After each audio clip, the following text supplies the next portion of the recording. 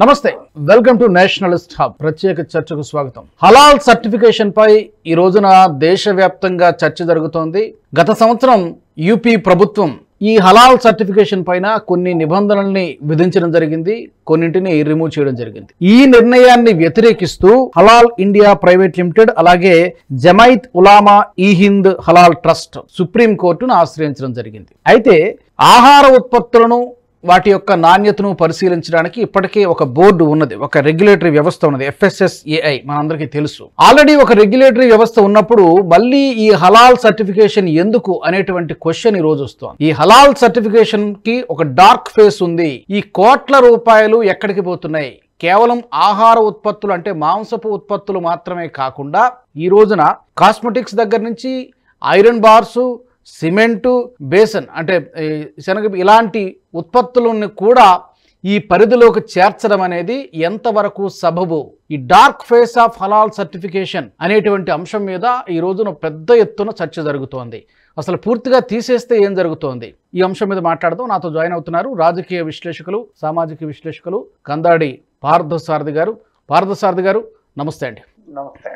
First question వచ్చి, ఈ హలాల్ సర్టిఫికేషన్ని ban చేయడం మీద ఈ రెగ్యులేటరీ బాడీస్ ఏవైతే ఉన్నాయో, హలాల్ ఇండియా ప్రైవేట్ లిమిటెడ్ కానీ ఇందాక నేను చెప్పినట్టు, వీళ్ళు ఏమంటున్నారంటే ఇది మతపరమైనటువంటి హక్కులను కాలరాసినట్టే అని కంప్లైంట్ చేస్తున్నారు. వాళ్ళ ఆరోపణ ఇది కరెక్టా? ఇప్పుడు మతపరమైన విశ్వాసాలకు అనుగుణంగా కొన్ని విషయాల్ని పాటించడంలో ఎవరికీ తప్పులేదు. ఇప్పుడు గతంలో ఇస్లామిక్ దేశాలకి ఎగుమతి చేసే ఉత్పత్తులకి ఇవి అవసరం అని చెప్పి, ముఖ్యంగా ఆహార పదార్థాలకు సంబంధించిన ఉత్పత్తులపై ఇది అవసరమని ఆ రోజు కేంద్ర ప్రభుత్వమే తన యొక్క క్వాలిటీ అక్రిడేషన్ బాడీ ద్వారా ఈ సర్టిఫికేట్ మంజూరు చేసేది. ఎన్ని సంవత్సరాల కిందట సుమారుగా? ఇది ఒక 10-15 ఏళ్ల నుంచి ఏవైతే గల్ఫ్ దేశాలకు ఎగుమతి చేయబడుతున్నాయో ఆ ఉత్పత్తులకు సంబంధించిన చర్చ జరుగుతోంది. కొంతవరకు కొంత సర్టిఫికేషన్ ఇవ్వడం కూడా జరుగుతోంది. క్వాలిటీ కంట్రోల్ ఆఫ్ ఇండియా ఏదైతే భారత ప్రభుత్వ రంగ సంస్థ ఉందో ఆ సంస్థకు అఫిలియేటెడ్ ఆర్గనైజేషన్స్ కొన్ని ఈ సర్టిఫికేట్ ఇచ్చారు. ఇది సాధారణంగా క్వాలిటీ కంట్రోల్ నిబంధనలు ప్లస్ ఫుడ్ సేఫ్టీ నిబంధనల్లో భాగంగా దీన్ని కూడా చేర్చి వాళ్ళు ఆ సర్టిఫికేట్ ఇవ్వడం జరుగుతుంది. ముఖ్యంగా ఏ ఉత్పత్తులు అయితే ఇస్లామిక్ దేశాలకు, గల్ఫ్ దేశాలకు కానీ ఇతర ఇస్లామిక్ దేశాలైన ఈజిప్టు అటువంటి దేశాలకి పంపించే ఉత్పత్తుల మీద జరిగేది. ఎందుకంటే ఆ దేశాలు డిమాండ్ చేశారు. కానీ ఇక్కడ ఏమవుతుంది అనంటే ఆహార పదార్థాల వరకు పరిమితమైన ఈ వ్యవస్థ ఏదైతే ఉందో ఈ రోజు ఐరన్, స్టీలు, లిప్స్టిక్, చిప్స్ కూడా అన్నిటికీ విస్తరింప చేయడం అనేది ఒక పెద్ద ప్రశ్నార్థకం. ఇప్పుడు లిప్స్టిక్ లో హలాల్ సర్టిఫికేట్ కి అవసరం ఏముంది? లిప్స్టిక్ లో ఏముంటుంది? దానికి హలాల్ సర్టిఫికేట్ ఏంటంటే ఏదైనా ఆహార పదార్థం మనం తీసుకునే ముందు దాన్ని వాళ్ళు దేవుడికి సమర్పించి తీసుకోవడం అంటారు దాన్ని, అంతేనా? అటువంటప్పుడు లిప్స్టిక్లకి లేదా పెట్రోల్ కి లేదా స్టీల్ వారికి లేదా సిమెంట్ కి వీటన్నిటికి కూడా ఉండాలి అని చెప్పి ఏదైతే ఈ రోజు వ్యవస్థలు తయారయ్యాయో ఆ వ్యవస్థలు ఈ రోజు దీన్ని ఒక ధనార్జన మార్గంగా చేసుకున్నాయి అనేది ఒక పెద్ద ఆరోపణ.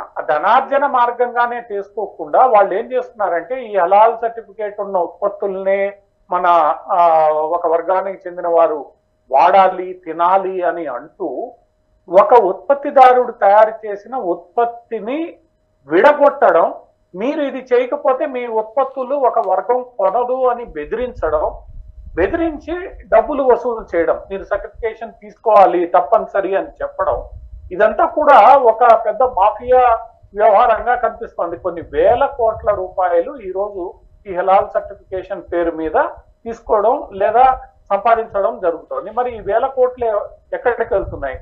ఎవరైతే ఈ హలాల్ సర్టిఫికేషన్ ఇస్తున్నారో మిగతా క్వాలిటీ ఇతరత్ర సర్టిఫికేషన్లు ఏవైతే భారత ప్రభుత్వ రంగ సంస్థ యొక్క నిబంధనలకు లోబడి పనిచేస్తున్నాయో, అఫిలియేటెడ్ బాడీస్ గా, అక్రిడేటెడ్ బాడీస్ గా ఉన్నాయో అలా ఈ హలాల్ ఇండియా ఉందా లేదా ఈ సర్టిఫికేషన్ ఇచ్చే సంస్థలు ఉన్నాయా లేదా, ఇదంతా కూడా ఎవరు పట్టించుకోవట్లేదు. కేవలం ఒక వర్గాన్ని రెచ్చగొట్టడం, ఆ రెచ్చగొట్టి మిగతా వాళ్ళని బ్లాక్మెయిల్ చేయడం, బ్లాక్మెయిల్ చేసి మీరు ఈ సర్టిఫికేషన్ తీసుకోకపోతే మేము మీ ధరలు, మీ ఉత్పత్తులు మేము కొనము, మీ సంస్థకు నష్టాలు వస్తాయని బెదిరిస్తూ కొన్ని సంస్థలు, వాటికి ప్రభుత్వ అనుమతి లేదు, ఎటువంటి నిబంధనలు పాటించడం లేదు, నిజంగా అవి టెస్ట్ చేస్తున్నాయా లేదా ఎవరికి తెలియదు. కాదు పార్థసారథి గారు, ఇప్పుడు కేవలం మాంసపు ఉత్పత్తులకు లేదా కొన్ని ఆహార ఉత్పత్తులకు మాత్రమే ఇది పరిమితం కదా.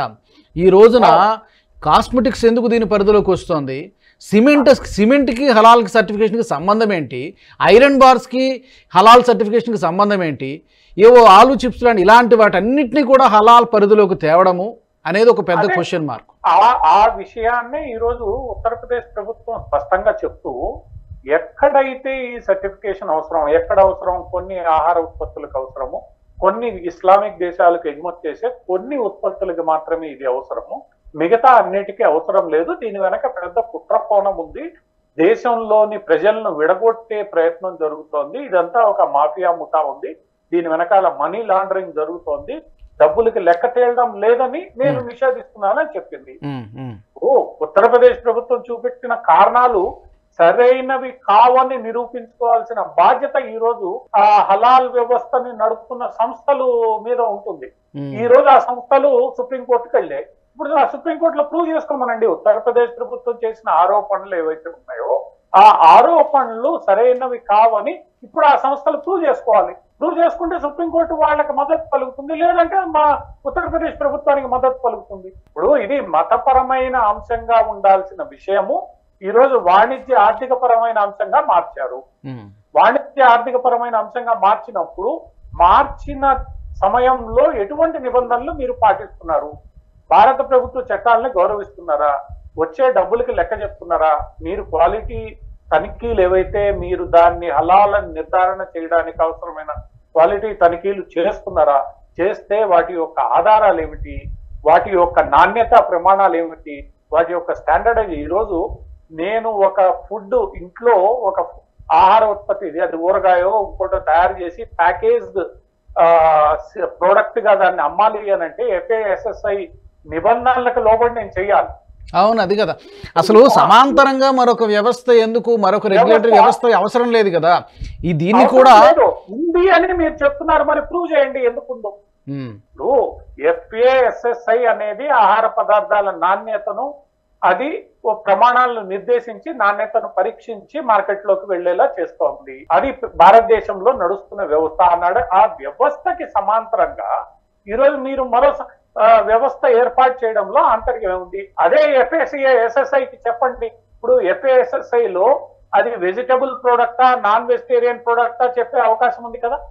మనం గ్రీన్ లేబుల్ వాడతాం కొన్ని, అంటే ఎటువంటి non vegetarian, even egg less products కూడా ఈ రోజు మనం తయారు చేసే ఆహార ఉత్పత్తుల్లో FASSI నిబంధనల ప్రకారం అంటే ఎగ్ కానీ నాన్ వెజ్ సంబంధించిన ఏ ఇంగ్రీడియంట్స్ లేని పూర్తి vegetarian products, egg based products plus non veg products విభజించి FASSI దానికి నిబంధనలు ప్రమాణాలు సరిపోతుంది. మరి ఈ నిబంధన FASSIకి మీరు ఇవ్వచ్చు కదా. ఇలా కూడా చేస్తే ఈ సర్టిఫికేషన్ ఇవ్వచ్చు. మళ్ళా మీరెందుకు సమాంతరంగా ఇదంతా వ్యవస్థ వసూలు చేస్తున్నారు? ఈ వ్యవస్థలకి అనుమతి ఇచ్చింది ఎవరు? ఫస్ట్ ఈ రోజు ఉత్తరప్రదేశ్ ప్రభుత్వం బ్యాన్ చేసింది సరే, అసలు ఈ వ్యవస్థలు దేశంలో అనుమతించింది ఎవరు? నడపనిస్తున్నది ఎవరు? భారత ప్రభుత్వం ఇన్ని రోజులు ఏం చేసింది అనేది కూడా మనం ప్రశ్నించుకోవాలి కదా. భారత ప్రభుత్వం కూడా అసలు ఈ వ్యవస్థ ఉండాల్సినటువంటి అవసరం ఉందా? అసలు పూర్తిగా తీసేస్తే ఏమవుతుంది? ఆల్రెడీ ఒక వ్యవస్థ ఉన్నది కదా. ఒక దేశంలో ఒక వ్యవస్థ సరిపోతుంది కదా. మళ్ళీ ఇది ఉండాల్సినటువంటి అవసరం ఏముంది? ఎవరికి ఉపయోగపడుతుంది? ఈ వేల కోట్ల రూపాయలు ఎక్కడికి వెళ్తున్నాయి? ఇప్పుడు ఇంకొకటి 26/11 అటాక్స్ ప్రధాన సూత్రధారిగా భావించేటువంటి రానా, అతను ఒక హలాల్ సర్టిఫైడ్ స్లాటర్ హౌస్ రన్ చేస్తున్నాడు. అలాగే అతను ఇలినాయిస్లో డేవిడ్ హెడ్లే కూడా, ఇతనికి కూడా అలాంటిది ఉంది. సో ఈ నిధులన్నీ కూడా ఎక్కడికి పోతున్నాయి, ఎవరి చేతుల్లోకి వెళ్తున్నాయి అనేది కూడా ఒక పెద్ద ప్రశ్నార్థకం. స్లాటర్ హౌస్ నిర్వహిస్తున్నాడు. స్లాటర్ హౌస్ కి వాళ్ళకి కొన్ని నిబంధనలు ఉన్నాయి, ఆహార ఉత్పత్తులకు కొన్ని నిబంధనలు ఉన్నాయి, అంగీకరిస్తాము. కానీ ఆ నిబంధనలు ఉన్నాయా లేదా పరిశీలించే వాళ్ళు ఎవరు? ఆ నిబంధనలకు అనుగుణంగా ఈ ఉత్పత్తులు తయారయ్యాయి. ఆహార ఉత్పత్తుల వరకు మీరు దాన్ని, ఎందుకంటే అది మీరు తీసుకునే పదార్థాలు కాబట్టి దానికి ఇప్పుడు వెజిటేరియన్స్ ఒక రకంగా, నాన్ గార్లిక్, గార్లిక్, ఇటువంటివన్నీ కూడా FASSI నిబంధనలో ఉన్నాయి. మరి దీన్ని కూడా FASSI ద్వారానే ఇంప్లిమెంట్ చేయొచ్చు కదా, దీనికి సరికొత్త వ్యవస్థ ఎందుకు? ఇక్కడ భారత ప్రభుత్వం కూడా ఈ రోజు స్పష్టం చేయాల్సిన అవసరం ఏంటంటే, ఉత్తరప్రదేశ్ ప్రభుత్వం లేవనెత్తిన అంశాలు ఏవైతే ఉన్నాయో ఇవి మతపరమైన అంశాలు కాదు, ఇవి వ్యక్తుల యొక్క వ్యక్తిగత అభిరుచులకు అనుగుణంగా ఇవి రూపొందించబడుతున్నాయి. వెజిటేరియన్స్ కి మనం ఒక లేబుల్ ఇస్తున్నాం, ఎగ్ బేస్డ్ ప్రొడక్ట్స్ కి ఒక లేబుల్ ఇస్తున్నాం, నాన్ వెజిటేరియన్ ప్రొడక్ట్స్ కి ఒక లేబుల్ ఇస్తున్నాం. ఇవన్నీ FASSI నిబంధనల ప్రకారమే జరుగుతున్నాయి. అట్లనే దీనికి కూడా ఒక FASSI నిబంధన రూపొందించి ఆ నిబంధన ప్రకారం ఉంటే ఆ సర్టిఫికేషన్ ఇవ్వండి. అది ప్రభుత్వ రంగ సంస్థ చేస్తుంది కదా. ఎవరు ఎందుకు చేస్తున్నారు, వాళ్ళ ఉద్దేశాలు ఏమిటి, వాళ్ళు టెస్ట్ చేస్తున్నారా లేదా, కేవలం డబ్బు సంపాదించి ప్రజల్ని విడగొట్టడం, వ్యాపారాలని బ్లాక్మెయిల్ చేయడమేనా వీళ్ళ ఉద్దేశం, లేదా నిజంగా ఈ నిబంధనల్ని పాటించాలనా? ఆ నిబంధనలు పాటించాల్సి వస్తే ఏ ఉత్పత్తులకి పాటించాలి, ఆ విషయం ఎవరు స్పష్టం చేయట్లేదు ఇక్కడ. ఇప్పుడు ఈ హలాల్ ఇండియా ప్రైవేట్ లిమిటెడ్ అనేది కానీ, లేకపోతే ఈ జమైత్ ఉలామా ఈ హింద్ హలాల్ ట్రస్ట్ అనేది కానీ మతపరమైనటువంటి సంస్థలుగానే మనం పరిగణించాలి కదా. అంటే అలాంటప్పుడు మతపరమైన అంశం అనే ఆ అంశంగా తీసుకోబడినప్పుడు అది ఆహార ఉత్పత్తులకు సంబంధించి కాస్మెటిక్స్, ఐరన్, సిమెంట్ కి సంబంధించిన సిమెంట్ ఉత్పత్తి మీద హలాల్ సర్టిఫికేషన్ అవసరం.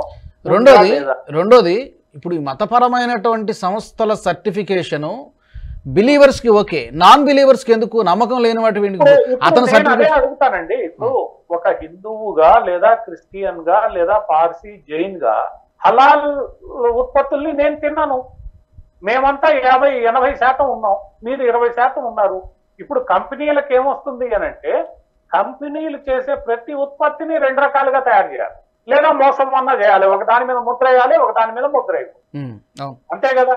ఇప్పుడు మీరు బలవంతంగా దాన్ని అందరి మీద రుద్దడం ఎందుకు? ఇప్పుడు నేను ఎందుకు తినాలి హలాల్ సర్టిఫైడ్? నా మత ఆచారం ప్రకారం అది నేను తినాల్సిన పదార్థం కాదు. మరి ఇప్పుడు అంటే ఒక రకంగా భారతదేశ వాణిజ్య వ్యవస్థని నిలువుగా చీల్చడం, వాళ్ళ మీద భారం వేయడం, మరి ప్రభుత్వం ఏం చేస్తోంది? ఈ విషయంలో ప్రభుత్వం కూడా ఎందుకంటే అనుమతి ఇచ్చింది కూడా మీరు చెప్పినట్టుగా quality council of India.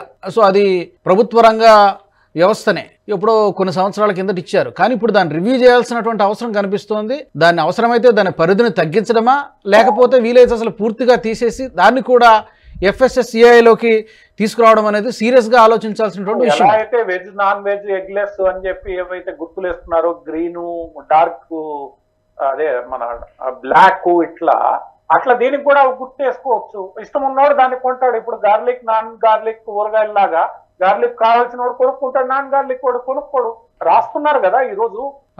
Priya పచ్చళ్ళు మీరు కొంటే దాని మీద స్పష్టంగా ఉంటుంది గార్లిక్, నాన్ గార్లిక్ అని. ఎవరికి కావాల్సింది వాడు కొనుక్కుంటాడు. అంతేగాని నువ్వు అన్ని ఉత్పత్తుల మీద ఈ సర్టిఫికేషన్ వేయాలి అని అంటే నష్టపోయేది ఎవరు? వాణిజ్యవేత్తనే. ఇప్పుడు వాణిజ్యవేత్త తప్పనిసరి ఈ రెండింటిని విడగొట్టి అమ్మాల్సి వస్తుంది. ఎందుకంటే దాన్ని పాటించాల్సిన అవసరం నాకు లేదు, అది నేను తప్పని భావిస్తాను. హిందువులు కానీ, క్రిస్టియన్స్ కానీ, పార్సీలు, జైన్లు. అలాగే ఇప్పుడు చివరిగా షరియా సమ్మతి, ఇదంతా కూడా ఏదో షరియా లా లాగా అనిపిస్తోంది. షరియా లాని యాక్సెప్ట్ చేయడం సెక్యులరిజమా అనేటువంటి క్వశ్చన్ మార్కు. ఇప్పుడు అంతే, ఇప్పుడు షరియా లా అనేది అది సెపరేట్. ఇప్పుడు అదే ప్రభుత్వం చెప్పాలి. ఇప్పుడు వ్యక్తిగత ఆహార అలవాట్లకు అనుగుణంగా కంపెనీలు ఇప్పటికే కొన్ని నిబంధనలు పాటిస్తున్నాయి. Vegetarian mark, non vegetarian mark, వీటన్నిటి మీద చర్చ జరిగి FSSAI నిబంధనల్లోనే ఈ మార్కు వేయాలి. ఎగ్లెస్ అని, ఎగ్ బేస్డ్ అని, నాన్ వెజ్ అని మార్క్స్ ఈరోజు ప్రభుత్వ నిబంధనల ప్రకారమే వేస్తున్నారు కదా ఉత్పత్తుల మీద. అది కాకుండా, ఆ నిబంధనలే కాకుండా ఆయా ప్రదేశాల, ప్రాంతాల అభిరుచులకు అనుగుణంగా గార్లిక్, నాన్ గార్లిక్, లేదా ఇంకో రకమైన డిఫరెన్షియేషన్ ఈరోజు ఆహార ఉత్పత్తుల్లో జరుగుతోంది కదా.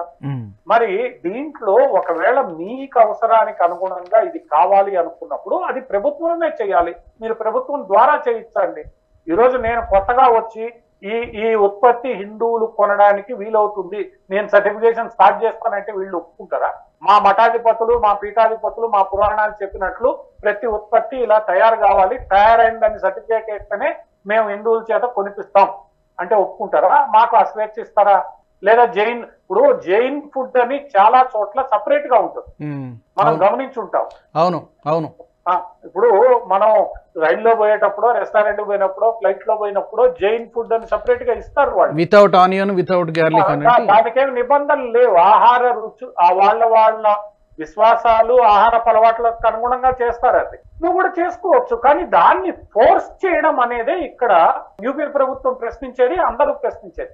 నువ్వు చేసుకో, ఇబ్బంది లేదు, నువ్వు నీ మసీదులో పెట్టుకొని దాన్ని పెట్టుకొని ఇటువంటివే మేము చేస్తామని చేసుకో, ఇబ్బంది ఏం లేదు. కానీ దాన్ని ప్రతి ఒక్కరూ పాటించాలి అని ఎప్పుడైతే అంటారో అక్కడనే కాన్ఫ్లిక్ట్ వస్తుంది. ఎందుకు పాటించాలి, నాకు అవసరం ఏమిటి, నాకు అవసరం లేదు. చాలా మంది, నేను ఆహారపు ఉత్పత్తులు చేస్తున్నా, నేను ఒక ఊరగాయ తయారు చేస్తున్నా, ఒక అప్పడం తయారు చేస్తున్నా, లేదా ఇంకోటి తినుబండారాలు చేస్తున్నా, ఇది వేయకపోతే ఏమవుతుంది, ఎందుకు పాటించాలి, పాటించకపోతే మేము కొనొద్దు. ఇప్పుడు ఇది ఒక రకంగా బెదిరింపు, బ్లాక్ మెయిల్ అయిపోతుంది. దాడి చేయడము ఆ ఉత్పత్తుల మీద, ఆ ఉత్పత్తుల సంస్థల మీద, వాటి మీద చెడ్డగా ప్రచారం చేయడము, దానివల్ల మీరేం చేస్తున్నారు, కావాలని బ్లాక్ మెయిల్ చేసి బెదిరించి డబ్బులు సంపాదిస్తున్నారు, అంత మీకు చేసింది ఏం లేదు. యూపీ ప్రభుత్వం ఏదైతే ప్రశ్నలు వేసిందో ఆ ప్రశ్నలకి ఈ రోజు కేంద్ర ప్రభుత్వంతో పాటు అందరూ సమాధానం చెప్పాల్సిందే. ఈ రెండు సంస్థలు సమాధానం చెప్పాలి, ముందుగా చెప్పాల్సిందే. సుప్రీంకోర్టు ఈ రోజు నోటీస్కి మీరు సమాధానాలు చెప్పండి. ఇప్పుడు సుప్రీంకోర్టు కూడా కొన్ని సందర్భాల్లో ఇష్టానుసారం వ్యవహరిస్తుంది. హక్కులు అందరికీ సమానమే, అది రాజ్యాంగం కల్పించింది, సుప్రీంకోర్టు అది కాపాడాలి. చూద్దాం సుప్రీంకోర్టు ఏం కాపాడుతుందో. ఓకే ఓకే పార్థసారథి గారు, థ్యాంక్ యూ వెరీ మచ్. చూద్దాం మరి ఈ అంశానికి సంబంధించి, హలాల్ సర్టిఫికేషన్ అంశానికి సంబంధించి కోర్టు ఏం చెబుతోంది, మరి ఈ సంస్థలు ఎలాంటి వివరణ ఇస్తాయి అనేది మనం రాబోయే రోజుల్లో చూస్తాం. ఏదైనా కూడా సీరియస్గా భారత ప్రభుత్వం ఈ అంశం మీద దృష్టి సారించాల్సినటువంటి అవసరం ఎంతైనా ఉంది. దీని నిజానిజాలు ఏంటో వెలికి తీయాల్సిన అవసరం ఉంది. దీన్ని మరి పూర్తిగా దీనికి కొన్ని పరిధులు పెట్టడమా, లేకపోతే మొత్తమే తీసేయడమా, ఏం చేస్తే బాగుంటుందనేది మనం ప్రభుత్వం ఒక నిర్ణయం తీసుకోవాలని మనం కూడా కోరుకుందాం. ఈ అంశానికి సంబంధించి మీరు కూడా మీ అభిప్రాయాలను హలాల్ సర్టిఫికేషన్కి సంబంధించి మీరేమనుకుంటున్నారనేది కామెంట్ల రూపంలో తెలియజేయండి. ఈ వీడియో మీకు నచ్చినట్టయితే లైక్ చేయండి, షేర్ చేయండి, బెల్ బటన్పై క్లిక్ చేయండి. అలాగే ఇంతవరకు నేషనలిస్ట్ హబ్ గ్రూప్ ఆఫ్ ఛానల్స్ని సబ్స్క్రైబ్ చేసుకుని వాళ్ళు ఉంటే తప్పకుండా సబ్స్క్రైబ్ చేసుకోండి. జాతీయవాద జర్నలిజాన్ని ప్రోత్సహించండి. జై హింద్. ఈ వీడియో మీకు నచ్చినట్టయితే లైక్ చేయండి, 10 మందికి షేర్ చేయండి. అలాగే కామెంట్ల రూపంలో మీ అభిప్రాయాలను మాతో పంచుకోండి. Nationalist hub group of channels ను సబ్స్క్రైబ్ చేసుకుని తెలుగునాట జాతీయవాద జర్నలిజాన్ని ప్రోత్సహించండి. ఈ వీడియో కింద ఉన్న బెల్ ఐకాన్ పై క్లిక్ చేయడం మర్చిపోవద్దు.